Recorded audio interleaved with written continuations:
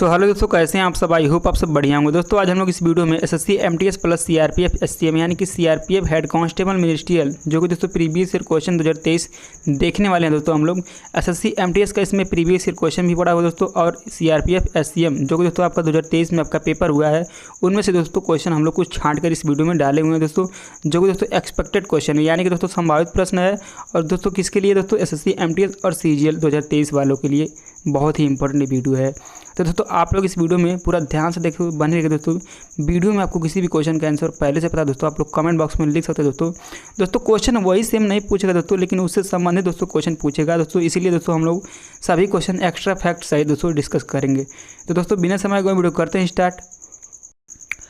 चलिए दोस्तों, आज का पहला क्वेश्चन आपका रखा गया दोस्तों, सौरमंडल में सबसे बड़ा ग्रह कौन सा है। तो दोस्तों सौरमंडल का सबसे बड़ा ग्रह है आपका जुपिटर यानी कि बृहस्पति दोस्तों, जिन्हें जुपिटर के नाम से भी जाना जाता है दोस्तों। ये भी आपको ध्यान में रखना दोस्तों। बृहस्पति को शीतकालीन ग्रह के रूप में भी जाना जाता है, क्योंकि इसका औसत तापमान बहुत कम होता है। ठीक है, गैनीमेड बृहस्पति का एक उपग्रह है और मंडल का सबसे बड़ा उपग्रह है। सूर्य से उनकी दूरी के अनुसार ग्रहों का क्रम देखते हैं दोस्तों। तो दोस्तों बुध, शुक्र, पृथ्वी, मंगल, बृहस्पति, शनि, यूरेनस और नेपच्यून हैं दोस्तों। ठीक है, बुध, शुक्र, पृथ्वी और मंगल को स्थलीय ग्रह कहा जाता है तथा बृहस्पति, शनि, यूरेनस और नेपच्यून को गैसीय ग्रह कहा जाता है दोस्तों। ये भी आपको ध्यान में रखना है दोस्तों। ठीक है, चलिए दोस्तों अगला क्वेश्चन देखते हैं। चलिए अगला क्वेश्चन आपका है, विनियोग विधेयक किस सभा में पेश किया जाता है। विनियोग विधेयक आपका दोस्तों लोकसभा में पेश किया जाता है ना। चलिए डिटेल्स में देखते हैं दोस्तों। संविधान के अनुच्छेद 116 विनियोग विधेयक से संबंधित है। अनुच्छेद 112 वार्षिक वित्तीय विवरण बताता है दोस्तों। अनुच्छेद 114 संचित निधि से धन निकासी के लिए संसद का अनुमोदन करता है। धन विधेयक लोकसभा में पेश किया जाता है। अनुच्छेद 110 धन विधेयक को परिभाषित करता है। धन विधेयक पर फैसला स्पीकर का होता है। विनियोग तथा वित्त विधेयक दोनों धन विधेयक के ही अपरूप हैं। भारत की संविधान के अनुच्छेद 266(1) में संचित निधि की चर्चा की गई है। इस निधि का लेखा परीक्षण का अर्थ भारत के नियंत्रक एवं महालेखा परीक्षक CAG के द्वारा किया जाता है। ठीक है दोस्तों आप लोग को पता होगा दोस्तों, आपका एसएससी एमटीएस न्यू वैकेंसी दोस्तों आपका 30 जून को नोटिफिकेशन आउट होने वाला था दोस्तों, और दोस्तों आज ही आपका 30 जून है। तो दोस्तों आज शाम तक देखेंगे दोस्तों, अगर जो नहीं आएगा दोस्तों तो दोस्तों आपके जुलाई एक हफ्ते के अंदर ही दोस्तों आपका नोटिफिकेशन आउट हो जाएगा दोस्तों। लेकिन दोस्तों इसका पेपर आपका तय हो गया दोस्तों, पहले सितंबर से आपका पेपर होगा एसएससी एमटीएस का। ठीक है, तो दोस्तों आप लोग को अच्छे से तैयारी करके जाना दोस्तों, आपकी बार आपका एक पद हासिल करना है। ठीक है, चलिए अगला क्वेश्चन आपका दोस्तों, अमजद अली खान निम्न में से किस वाद्य यंत्र से जुड़े हुए हैं। तो दोस्तों अमजद अली खान आपके सरोद वाद्य यंत्र से जुड़े हुए हैं दोस्तों। अमजद अली खान को 2001 में पद्म विभूषण से सम्मानित किया गया था। जाकिर हुसैन को 2023 में पद्म विभूषण दिया जाएगा, जो कि दोस्तों जाकिर हुसैन आपके तबला वादक हैं।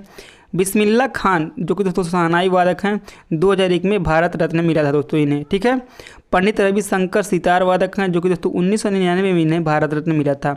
हरिप्रसाद चौरसिया और पन्नालाल घोष दोस्तों बांसुरी वादक हैं। पंडित शिव कुमार शर्मा दोस्तों भजन सुपारी, ये दोनों दोस्तों संतूर से संबंधित है। ठीक है, चलिए अगला क्वेश्चन देखते हैं। चलिए अगला क्वेश्चन आपका दोस्तों है, अंडर 19 विश्व कप 2022 में भारत ने किस टीम को हराकर खिताब जीता है।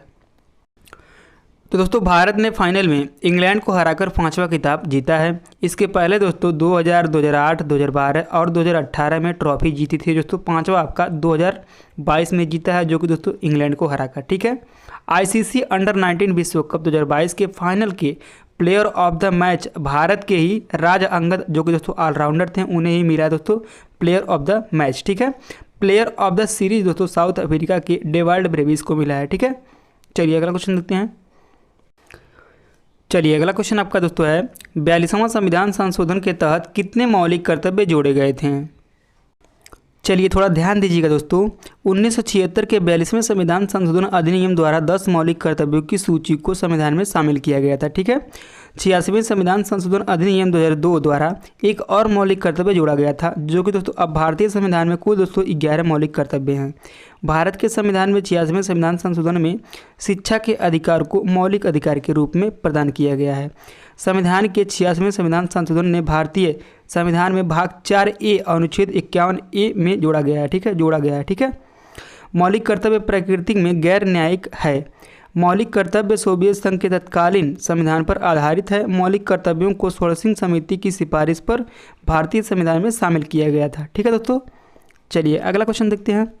और दोस्तों मौलिक कर्तव्य आपका रूस के संविधान से लिया गया है और दोस्तों मौलिक अधिकार आपका अमेरिका के संविधान से लिया गया है। ठीक है, चलिए अगला क्वेश्चन आपका दोस्तों है, नई दिल्ली में किसके द्वारा एक नृत्य विद्यालय की स्थापना किया गया था? तो दोस्तों पंडित बिरजू महाराज ने अपना खुद का नृत्य है विद्यालय कलाश्रम दिल्ली में शुरू किया। पंडित बिरजू महाराज एक भारतीय कथक नर्तक, संगीतकार, गायक और बनारस घराने के कालका बिंदादिनी घराने के प्रसिद्ध थे। ठीक है दोस्तों, उनके 2 चाचा शंभू महाराज और लच्छू महाराज, साथ ही उनके पिता और गुरु अर्चन महाराज सभी कथक नाटक थे दोस्तों। ठीक है, और ये दोस्तों कथक आपका कहाँ का नृत्य दोस्तों? तो दोस्तों कथक आपका उत्तर प्रदेश का शास्त्रीय नृत्य है। ठीक है, चलिए अगला क्वेश्चन देखते हैं। चलिए दोस्तों अगला क्वेश्चन आपका है, चौरी चौरा कांड किस वर्ष हुआ था? तो दोस्तों चौरी चौरा का कांड आपका 4 फरवरी 1922 को हुआ था दोस्तों। ठीक है, चलिए डिटेल्स में समझते हैं। चौरी चौरा की घटना दोस्तों गोरखपुर जिले, जो कि दोस्तों उत्तर प्रदेश में है, गोरखपुर जिले के चौरी चौरा में 4 फरवरी 1922 को हुई, जब असहयोग आंदोलन में भाग लेने वाले प्रदर्शनकारियों का एक बड़ा समूह पुलिस के साथ भिड़ गया, जिसने फिर दोस्तों गोलियां चलाई। ठीक है, इस घटना की हिंसक होने के बाद दोस्तों महात्मा गांधी ने 12 फरवरी 1922 को इस घटना के प्रत्यक्ष परिणाम के रूप में असहयोग आंदोलन को वापस ले लिया। असहयोग आंदोलन की शुरुआत दोस्तों महात्मा गांधी ने 1920 में जलियांवाला बाग हत्याकांड यानी नरसंहार के बाद अंग्रेजों को देश से निकालने के लिए की थी। ठीक है, तो दोस्तों जितने सारे आपको एक्स्ट्रा फैक्ट देखने को मिल रहे हैं दोस्तों, उन सभी को आपको ध्यान में रखना है। ठीक है, चलिए अगला क्वेश्चन देखते हैं। चलिए अगला क्वेश्चन आपका दोस्तों है, 1983 का ओडीआई क्रिकेट वर्ल्ड कप किस देश में आयोजित किया गया था? तो दोस्तों ये है ओडीआई क्रिकेट वर्ल्ड कप आपका आयोजित इंग्लैंड में हुआ था दोस्तों। विजेता आपका भारत रहा था, उप विजेता वेस्ट इंडीज रहा था। ठीक है दोस्तों, 2011 में भारत श्रीलंका बांग्लादेश में आयोजित, जिसमें दोस्तों भारत जीता था। ठीक है दोस्तों, 1987 में दोस्तों भारत और पाकिस्तान में आयोजित किया गया था। 1996 में दोस्तों भारत, पाकिस्तान और श्रीलंका में आयोजित किया गया था। ठीक है, 2023 में दोस्तों भारत में ही होगा और 1975 में दोस्तों पहला आयोजित हुआ था। ठीक है दोस्तों, तो इतने सारे आपको ध्यान में रखना है। चलिए अगला क्वेश्चन देखते हैं। चलिए दोस्तों अगला क्वेश्चन आपका है, ग्रह सूर्य का चक्कर किस मंडल में लगाता है? तो दोस्तों सूर्य के चारों ओर चक्कर लगाने वाले विभिन्न ग्रहों, धूमकेतु, उल्काओं और अन्य आकाशीय पिंडों के समूह को सौरमंडल कहते हैं। हमारे सौरमंडल में दोस्तों कुल 8 ग्रह हैं। सूर्य से दूरी के क्रम में दोस्तों देख लेते हैं, तो दोस्तों बुध, शुक्र, पृथ्वी, मंगल, बृहस्पति, शनि, यूरेनस और नेपच्यून हैं। सौरमंडल के सभी 8 ग्रह निश्चित पंचों में सूर्य के चारों ओर चक्कर लगाती है। यह पथ दीर्घ वृत्ताकार होते हैं और कक्षा कहलाते हैं। ठीक है, चलिए अगला क्वेश्चन देखते हैं। चलिए दोस्तों अगला क्वेश्चन आपका है, संपत्ति के अधिकार हैं। तो दोस्तों संपत्ति के अधिकार को 44वां संविधान संशोधन में 1978 के द्वारा हटाया गया था। ठीक है, वर्तमान में संपत्ति के अधिकार अनुच्छेद 300A में रखा गया है। अब संपत्ति के अधिकार विधिक अधिकार के रूप में वर्णित है। धर्मनिरपेक्ष, समाजवादी, अखंडता एक संविधान संशोधन 1976 के द्वारा जोड़ा गया था। ठीक है, 42वां संविधान संशोधन द्वारा मौलिक कर्तव्यों को जोड़ा गया था। वर्तमान में मौलिक अधिकार कुल 6 हैं दोस्तों, और दोस्तों अमेरिका के सब संविधान से लिया गया है ये। ठीक है, मौलिक अधिकार भाग 3 में और मौलिक कर्तव्य दोस्तों भाग 4 में रखा गया है। ठीक है, चलिए अगला क्वेश्चन देखते हैं। चलिए अगला क्वेश्चन आपका दोस्तों है, उपन्यास द व्हाइट टाइगर के लेखक कौन है? तो दोस्तों अरविंद आडियो उपन्यास द व्हाइट टाइगर के लेखक हैं। उनका दूसरा उपन्यास लास्ट मैन इन टावर 2011 में प्रकाशित हुआ था। उनका नवीनतम उपन्यास सिलेक्शन डे 2016 खेल कथा उपन्यास था। उनका उपन्यास एमएनसीटी 2020 में प्रकाशित और जारी होने जा रहा है। ठीक है, ये आपको ध्यान में रखना है। 2008 में सिर्फ 33 साल की उम्र में अरविंद आडिग ने अपने पहले उपन्यास द व्हाइट टाइगर के लिए बुकर पुरस्कार भी जीता था। ठीक है, उन्हें सम्मानित किया गया था बुकर पुरस्कार से भी। ठीक है, चलिए अगला क्वेश्चन देखते हैं। चलिए अगला क्वेश्चन आपका दोस्तों है, सर्वाधिक व्यक्तिगत गोल्ड ओलंपिक में किसने जीते हैं? तो दोस्तों ओलंपिक तैराक माइकल फेल्प्स 28 कुल पदक जीते दोस्तों। उनमें से उनका 23 स्वर्ण पदक है, जो एक पुरुष एथलीट द्वारा सबसे ज़्यादा ओलंपिक स्वर्ण पदक का रिकॉर्ड भी है। ठीक है, एक ओलंपिक में सबसे अधिक स्वर्ण पदक 2008 के बीजिंग ओलंपिक में माइकल फेल्प्स ने 8 स्वर्ण पदक जीतने का भी रिकॉर्ड बनाया है। ठीक है, चलिए दोस्तों अगला क्वेश्चन आपका रखा गया दोस्तों, मोहिनी अट्टम शास्त्रीय नृत्य किस राज्य से संबंधित है? तो दोस्तों मोहिनी अट्टम दक्षिण पश्चिम भारत के केरल राज्य का एक अर्धशास्त्रीय नृत्य है। इसकी उत्पत्ति दोस्तों 16वीं शताब्दी में माना जाता है। मोहिनी के रूप में विष्णु के पुनर्जन्म महिलाओं द्वारा हिंदू भगवान विष्णु की याद में नृत्य किया जाता है। डॉक्टर सुनंदा नायर मोहिनी अट्टम में मास्टर डिग्री हासिल करने वाली भारत की पहली महिला बनी। उन्होंने मुंबई विश्वविद्यालय में मोहिनी अट्टम में अतिरिक्त गीतात्मक नारीवाद में PhD थीसिस पूरी की है। दोस्तों ये सभी के सभी महत्वपूर्ण पॉइंट आपको ध्यान में रखना है। चलिए अगला क्वेश्चन आपका रखा गया दोस्तों, 1529 में बाबर और महमूद लोदी के मध्य कौन सा युद्ध लड़ा गया था? तो दोस्तों घाघरा का युद्ध अफगान राजा महमूद लोदी और मुगल बादशाह बाबर के बीच लड़ा गया था। मुगल वंश के संस्थापक बाबर के द्वारा दोस्तों लड़े गए प्रमुख युद्ध दोस्तों देख लेते हैं। 1526 में पानीपत का प्रथम युद्ध बाबर और इब्राहिम लोदी के बीच लड़ा गया। 1527 में दोस्तों खानवा का युद्ध लड़ा गया, जो कि बाबर और राणा संगा के बीच लड़ा गया। 1528 में चंदेरी का युद्ध बाबर और मेदिनी राय के बीच लड़ा गया। 1529 में दोस्तों घाघरा का युद्ध बाबर और महमूद लोदी के बीच लड़ा गया, जो कि दोस्तों क्वेश्चन आपका यही था। 1530 में दोस्तों बाबर की मृत्यु हो गई दोस्तों। तो दोस्तों इतने सारे फैक्ट आपको ध्यान में रखना है दोस्तों अगले एग्जामों के लिए। दोस्तों मैं आशा नहीं पूरी विश्वास के साथ कह सकता हूँ दोस्तों क्वेश्चन यहीं से पूछेगा आपका 20 जून के शिफ्टों में। चलिए दोस्तों अगला क्वेश्चन आपका है, उस्ताद सफ़ाद अहमद खान किस वाद्य यंत्र के साथ जुड़े हुए हैं? तो दोस्तों तबला वाद्य यंत्र के साथ जुड़े हुए हैं। दोस्तों तबला वाद्य यंत्र के साथ दोस्तों अन्य भी लोग जुड़े हैं दोस्तों, उन्हें भी देख लेते हैं दोस्तों। जाकिर हुसैन, अनिंदो चटर्जी, अल्लाह रखा, विक्रम घोष, किशन महाराज, शंकर घोष। दोस्तों बांसुरी से संबंधित दोस्तों देख लेते हैं दोस्तों, बांसुरी से कौन कौन से जुड़े हैं दोस्तों? तो दोस्तों हरिप्रसाद चौरसिया, गोणखेंडी, पन्नालाल घोष, संसाक सुब्रमण्यम दोस्तों आदि हैं इसमें भी। शहनाई में देख लेते हैं दोस्तों, शहनाई में कौन कौन से हैं दोस्तों? तो बिस्मिल्ला खान, कृष्णा राम चौधरी, अली अहमद हुसैन और दोस्तों इसमें भी आदि हैं दोस्तों। लेकिन जितने भी आपको इसमें दिख रहे हैं दोस्तों सभी के सभी काफ़ी ज़्यादा इंपॉर्टेंट है दोस्तों। सरोज से दोस्तों देख लेते हैं, सरोज से आपके संबंधित है दोस्तों अलाउद्दीन खान, अली अकबर खान, अमजद अली खान, बुद्धदेव दासगुप्त, बहादुर खान, सणर रानी दोस्तों आदि इसमें भी हैं दोस्तों। लेकिन जितने भी आपको दिख रहे हैं दोस्तों सभी के सभी महत्वपूर्ण हैं। चलिए दोस्तों अगला क्वेश्चन आपका है, राष्ट्रपति संविधान के किस अनुच्छेद के तहत भारत के मुख्य न्यायाधीशों के समक्ष शपथ ग्रहण करता है? तो दोस्तों अनुच्छेद 60 के तहत दोस्तों राष्ट्रपति शपथ ग्रहण करता है दोस्तों। अनुच्छेद 53 संघ की कार्यकारी शक्ति है दोस्तों। अनुच्छेद 54 दोस्तों राष्ट्रपति का चुनाव से संबंधित है दोस्तों। अनुच्छेद 55 राष्ट्रपति के चुनाव का तारीख बताता है दोस्तों। अनुच्छेद 56 दोस्तों राष्ट्रपति पद का कार्यकाल बताता है। अनुच्छेद 57 पुनः निर्वाचन की पात्रता बताता है दोस्तों। अनुच्छेद 58 राष्ट्रपति के चुनाव के लिए योग्यता बताता है। अनुच्छेद 59 राष्ट्रपति के कार्यकाल की शर्तें बताता है। अनुच्छेद 60 आपका राष्ट्रपति द्वारा शपथ या पुष्टि किया जाता है दोस्तों। अनुच्छेद 61 आपका राष्ट्रपति के महाभियोग की प्रक्रिया है। अनुच्छेद 62 दोस्तों राष्ट्रपति के पद की अधिकता और आकस्मिक निर्वाचन को भरने के लिए निर्वाचित व्यक्ति के पल की अवधि बताता है। चलिए दोस्तों अगला क्वेश्चन आपका है, हॉकी में मैदान पर खिलाड़ियों की संख्या कितनी होती है? तो दोस्तों हॉकी में आपके 11 खिलाड़ी होते हैं दोस्तों। बेसबॉल में 9 खिलाड़ी होते हैं, हॉकी में 11 आपके देख लिए हैं दोस्तों। नेटबॉल में दोस्तों 7 खिलाड़ी होते हैं। वाटर पोलो में 7 खिलाड़ी होते हैं दोस्तों। खो खो में 9 होते हैं। कबड्डी में 7 होते हैं। टेनिस में 1 या 2 होते हैं। क्रिकेट में दोस्तों 11 होते हैं। पोलो में 4 होते हैं। रग्बी फुटबॉल में दोस्तों 15 होते हैं।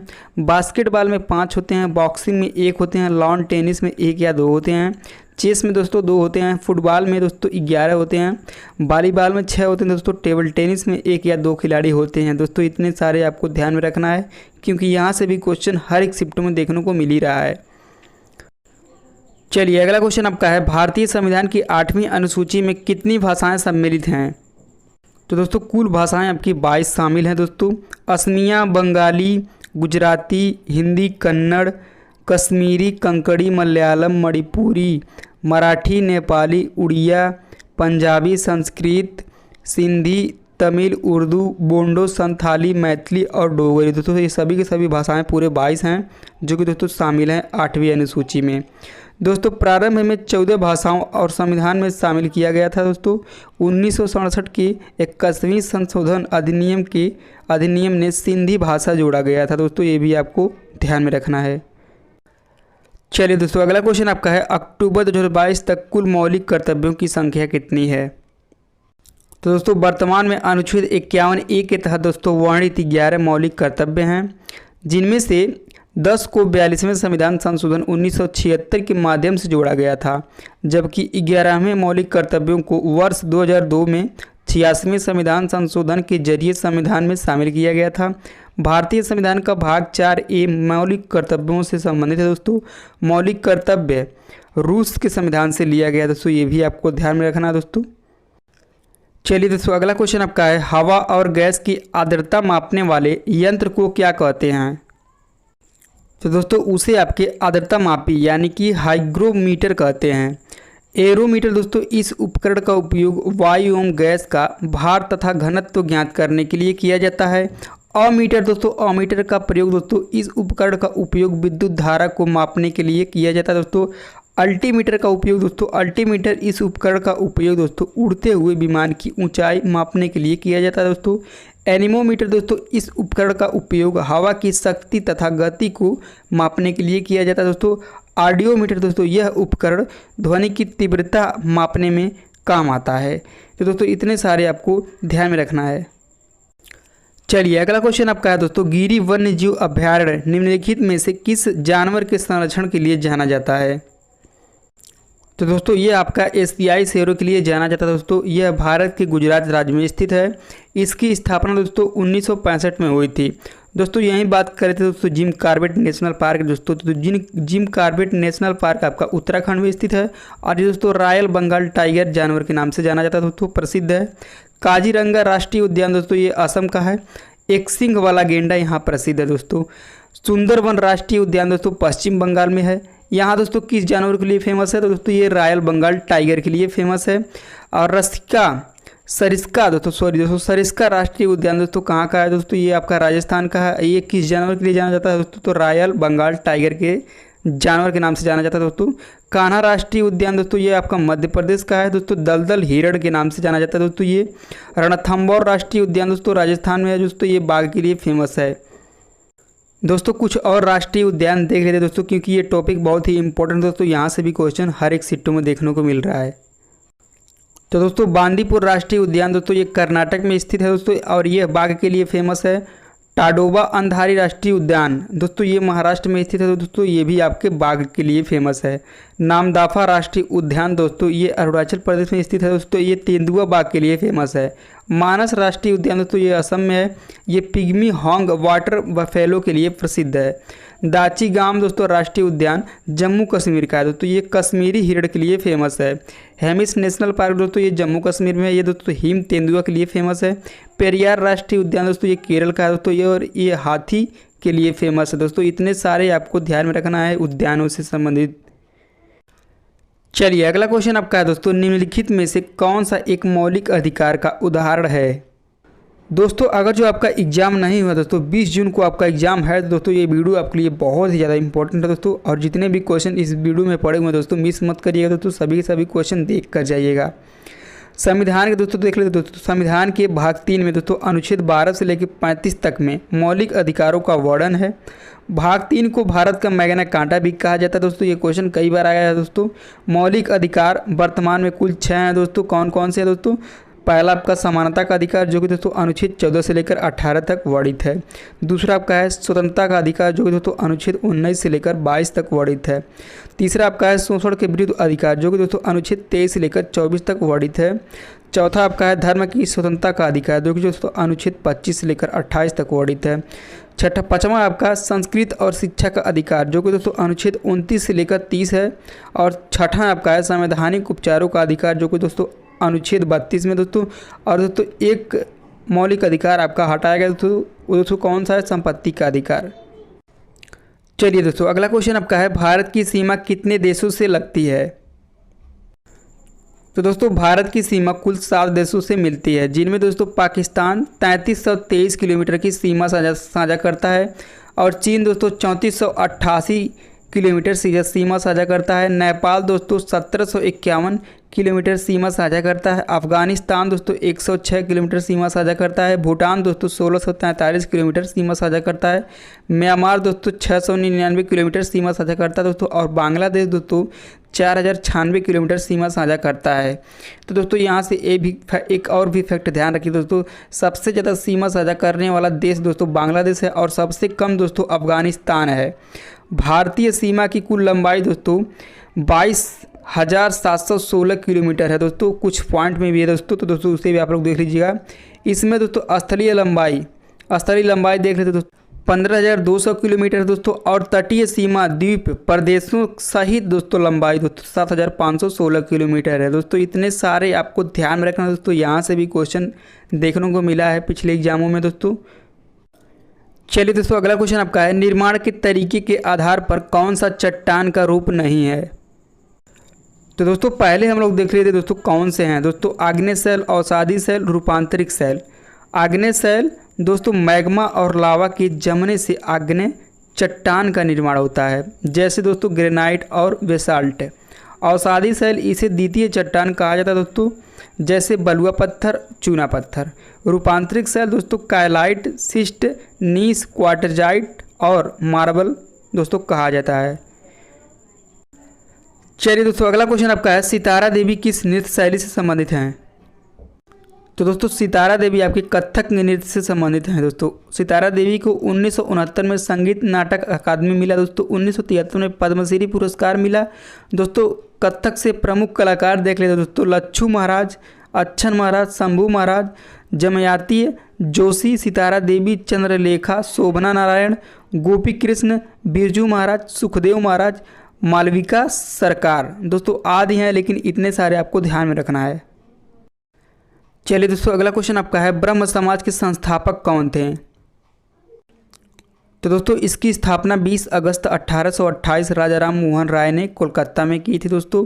अन्य प्रमुख संगठन एवं संस्थापक देख लेते दोस्तों, आत्मीय सभा का संस्थापक दोस्तों राजाराम मोहन राय 1815 में की थी दोस्तों। आर्य समाज की स्थापना दोस्तों स्वामी दयानंद सरस्वती जी ने 1875 में की थी। एशियाटिक सोसाइटी की स्थापना दोस्तों विलियम्स जॉन्स जो कि दोस्तों 1784 में की थी दोस्तों। तत्वबोधिनी सभा की स्थापना दोस्तों देवेंद्रनाथ टैगोर ने 1839 में की थी दोस्तों। प्रार्थना समाज की स्थापना दोस्तों डॉक्टर आत्मा नारायण पांडुरंगा जो कि दोस्तों 1867 में की थी दोस्तों। फॉरवर्ड ब्लॉक की स्थापना दोस्तों 1939 में सुभाष चंद्र बोस जी ने की थी दोस्तों। मुस्लिम लीग की स्थापना दोस्तों 1906 में आगा खान एवं सलीम उल्लाह खान के द्वारा की गई थी दोस्तों।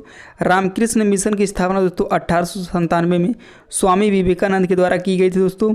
सत्यशोधक समाज ज्योतिबा फूले ने 1873 में की थी दोस्तों। सर्वेंट्स ऑफ इंडिया सोसाइटी की स्थापना दोस्तों गोपाल कृष्ण गोखले ने 1905 में की थी दोस्तों। इतने सारे आपको संस्थापक ध्यान में रखना दोस्तों, यहाँ से भी क्वेश्चन हर एक एग्जामों में देखने को मिल रहा है दोस्तों। चलिए दोस्तों अगला क्वेश्चन आपका है, गयासुद्दीन तुगलक की मृत्यु के बाद दिल्ली की गद्दी सुल्तान पर कौन बैठा था। तो दोस्तों मोहम्मद बिन तुगलक जो कि दोस्तों 1325 ईस्वी तक रहा था दोस्तों। तुगलक वंश की स्थापना दोस्तों कब हुई थी दोस्तों, तो ये आपके 1320 में हुई थी दोस्तों। तुगलक वंश का संस्थापक आपका गाजी मलिक यानी कि गयासुद्दीन तुगलक है दोस्तों। गयासुद्दीन तुगलक की लकड़ी के घर गिरने से मृत्यु हो गई थी दोस्तों। गयासुद्दीन तुगलक के शासनकाल में मंगोलों ने भारत पर आक्रमण किया दोस्तों। कब किया और कितनी बार किया दोस्तों, तो दोस्तों 29 बार किया। अफ्रीकी यात्री यह इन बदुता किसके शासनकाल में भारत आया था दोस्तों, तो मोहम्मद बिन तुगलक के शासनकाल में भारत आया था। चलिए अगला क्वेश्चन आपका दोस्तों, भारत रत्न पुरस्कार प्राप्त करने वाले पहले संगीतकार कौन थे। तो दोस्तों एम.एस. सुब्बलक्ष्मी जो कि दोस्तों मदुरई तमिलनाडु की एक भारतीय कर्नाटक संगीतकार की गायिका थी। 1998 में भारत रत्न मिला, 1954 में पद्म भूषण मिला और 1975 में पद्म विभूषण मिला दोस्तों सुब्बलक्ष्मी को। उनके बाद दोस्तों 1999 में पंडित रविशंकर को मिला दोस्तों भारत रत्न। 2001 में उस्ताद बिस्मिल्लाह खान को मिला भारत रत्न दोस्तों। सुश्री लता मंगेशकर को भी मिला दोस्तों। और 2009 में पंडित भीमसेन जोशी को भारत रत्न पुरस्कार से सम्मानित किया गया दोस्तों। इतने सारे आपको ध्यान रखना है दोस्तों भारत रत्न से।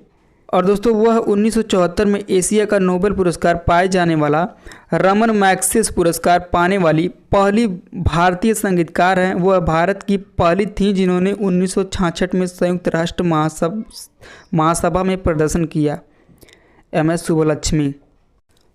चलिए दोस्तों अगला क्वेश्चन आपका है, भारतीय संविधान में विधि द्वारा स्थापित प्रक्रिया को किस देश के संविधान से लिया गया है? तो दोस्तों जापान देश के संविधान से लिया गया है। मौलिक अधिकार दोस्तों अमेरिका के संविधान से लिया गया है। न्यायपालिका की स्वतंत्रता दोस्तों अमेरिका से लिया गया है। न्यायाधीशों को पद से हटाया जाना और राष्ट्रपति पद पर महाभियोग लगाया जाना अमेरिका के संविधान से लिया गया दोस्तों। उपराष्ट्रपति का पद दोस्तों अमेरिका से लिया गया है। राज्यसभा के लिए सदस्यों का नामांकन दोस्तों आयरलैंड से लिया गया है। राज्य के नीति निर्देशक तत्व दोस्तों आयरलैंड के संविधान से लिया गया दोस्तों। राष्ट्रपति का चुनाव प्रक्रिया दोस्तों आयरलैंड के संविधान से लिया गया है। चलिए दोस्तों अगला क्वेश्चन आपका है, अर्थशास्त्र के लेखक कौन है? तो दोस्तों अर्थशास्त्र के लेखक आपके चाणक्य हैं दोस्तों। अष्टाध्यायी के लेखक आपके पाणिनि हैं। मुद्राज के लेखक आपके विशाख दत्त हैं। गीत गोविंद के लेखक आपके जयदेव हैं। रामायण के लेखक दोस्तों वाल्मीकि हैं। महाभारत के लेखक वेद व्यास हैं। विक्रमांक चरित के लेखक दोस्तों विलहण हैं। पृथ्वीराज रासो के लेखक आपके चंद्रबरदाई हैं। राजतरंगिणी के लेखक दोस्तों कलहण हैं। हर्षचरित्र कादंबरी के लेखक आपके बाणभट्ट हैं। चलिए दोस्तों अगला क्वेश्चन आपका है, 2011 की जनगणना के अनुसार भारत का कुल जनसंख्या घनत्व कितना है? तो दोस्तों कुल जनसंख्या आपका है 121,50,54,977, जिसमें दोस्तों पुरुष आपके हैं 51.47%, महिलाएं दोस्तों आपकी हैं 48.53%। लिंगानुपात दोस्तों 943 है दोस्तों। पुरुषों में 1000 और महिलाओं में दोस्तों 943 लिंगानुपात रखा गया दोस्तों। जनसंख्या घनत्व दोस्तों 382 प्रति वर्ग किलोमीटर है।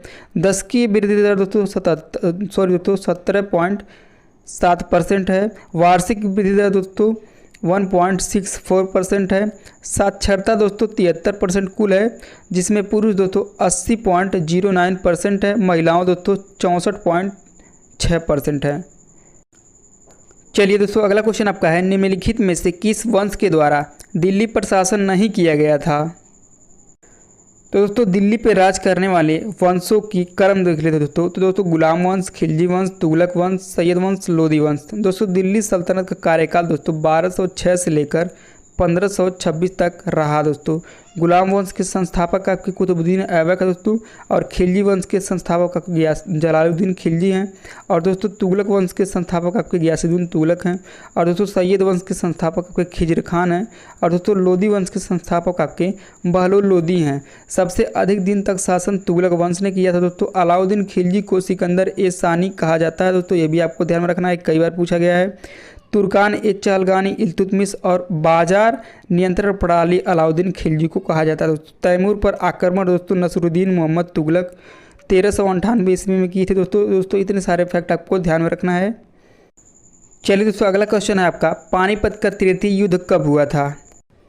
तो दोस्तों पानीपत का तीसरा युद्ध अहमद शाह अब्दाली और मराठा सेनापति सदाशिव राव भाऊ के बीच 14 जनवरी 1761 को हुआ था दोस्तों, जिसमें अफगानों की जीत हुई थी दोस्तों। पानीपत का प्रथम युद्ध दोस्तों 20 अप्रैल 1526 को दोस्तों मुगल शासक बाबर और इब्राहिम लोदी के बीच हुआ था दोस्तों। पानीपत का द्वितीय युद्ध दोस्तों 5 नवंबर 1556 को अकबर और हेमू के बीच हुआ था दोस्तों, जिसमें हेमू की हार हुई थी दोस्तों। तो इतने सारे आपको ध्यान में रखना दोस्तों। और चलिए दोस्तों अगला क्वेश्चन दोस्तों आपका है, एशिया कप 2022 का खिताब किसने जीता है? दोस्तों ऑप्शंस आपकी स्क्रीन पर दोस्तों। अगर जिस क्वेश्चन का राइट आंसर दोस्तों आप लोग को पता है तो दोस्तों आप लोग कमेंट बॉक्स में लिख सकते हैं दोस्तों, क्योंकि ये क्वेश्चन आप लोग के लिए रखा गया है। तो दोस्तों इस वीडियो में आपको जितने भी सारे क्वेश्चन मिले दोस्तों और महत्वपूर्ण एक्स्ट्रा फैक्ट के साथ हम लोग डिस्कस कर चुके हैं। अगर जो आप लोग सभी को ध्यान में रखेंगे दोस्तों तो मैं ऐसा नहीं पूरे विश्वास के साथ कह सकता हूँ कि आपके आने वाले एग्जाम में दोस्तों यहाँ से क्वेश्चन देखने को मिलेगा दोस्तों। दोस्तों अगर जो हमारा वीडियो आपको थोड़ा सा भी पसंद आया हो तो दोस्तों प्लीज़ वीडियो को लाइक कर दीजिएगा। चैनल पर दोस्तों पहली बार भी सब्सक्राइब करना ना भूलें, क्योंकि दोस्तों मैं इसी तरह के वीडियो आपको डेली इस चैनल के माध्यम से देता रहता हूँ। तो दोस्तों मिलते हैं नेक्स्ट वीडियो में, तब तक के लिए जय हिंद जय भारत। ठीक है।